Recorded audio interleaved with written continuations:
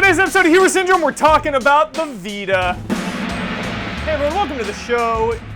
We got some bad news coming in that the Vita is halting production next year.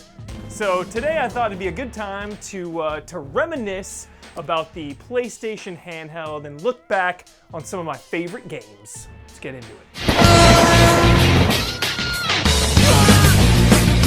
First up, starting off strong, starting off with the best, number one, no debate, Persona 4 Golden.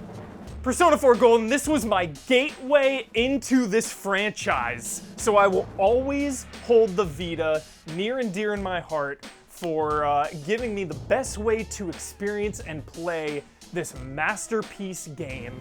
And there was something just so great about a Persona game on the Vita because you had a whole world in the palm of your hands. I know you could say that about just about any game, but there was something about the day-to-day activity of going through Persona, rainy day in the game, rainy day outside, playing your little Vita next to the window. It was just good vibes all around, and again, it was my gateway into this series and a lot of others. That was a big sentiment about Persona 4 Golden was, that was a lot of people's first Persona game, and who knows if I would have been as excited or as into Persona 5 if it wasn't for Golden.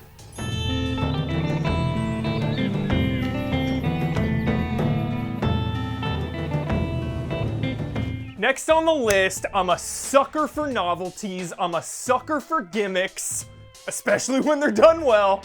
Tearaway, what a delightful little game, and I bring this up mainly because of the Vita functionality of this game. I think back at my time with the Vita and all the games I played, and without a doubt, Tearaway took advantage of the hardware more than any other game. At some points, the game takes a picture of your face and you can see your face up as the sun. It had little mini games where it would use the rear touchpad to, pop things and you would see your fingers come into the game world. Just really cool and neat tricks. The game was eventually remade on PS4, but something about just the touchpad and the camera just sucked me into that world and definitely took advantage.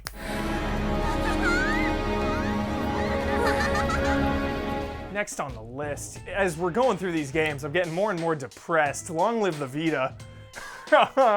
Next on the list is Gravity Rush.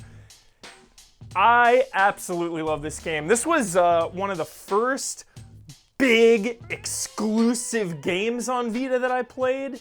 A must-play Vita title for sure. And again, like Tearaway, that was eventually ported to PS4. Then the sequel came out on PS4 as well. But the origin was the Vita, and I absolutely love this game. Just all the different flight mechanics. To be fair, I remember talking to Brad about it because he also played Gravity Rush on Vita. He's a big fan, and I remember talking to him just kind of about the controls with the gravity and kind of how weird it is, but Gravity Rush on Vita, legit. Resident Evil 2. Last on the list, PSone Classics, all of them. I know it's not technically a Vita game, but it was absolutely, without a doubt, my favorite function of the Vita. Just something about being able to play these games anywhere, anytime, on the go. I love Resident Evil 2. Just being able to play that anywhere. Being able to play Resident Evil 2 on a plane ride, on a bus, in a restaurant, anywhere you want to play it, you can.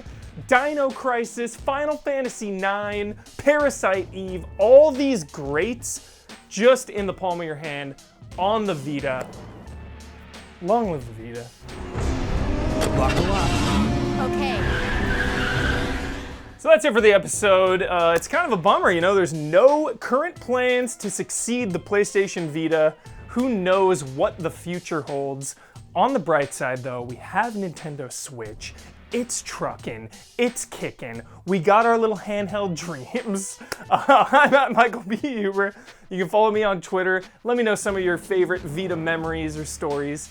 And we are Easy Allies. If you like what you saw, support us on twitch.tv/EasyAllies, Patreon, YouTube, and Twitter. Not Instagram though, because we're lazy. We don't have one, so we're not there. Don't go looking. You won't find it. See you next week.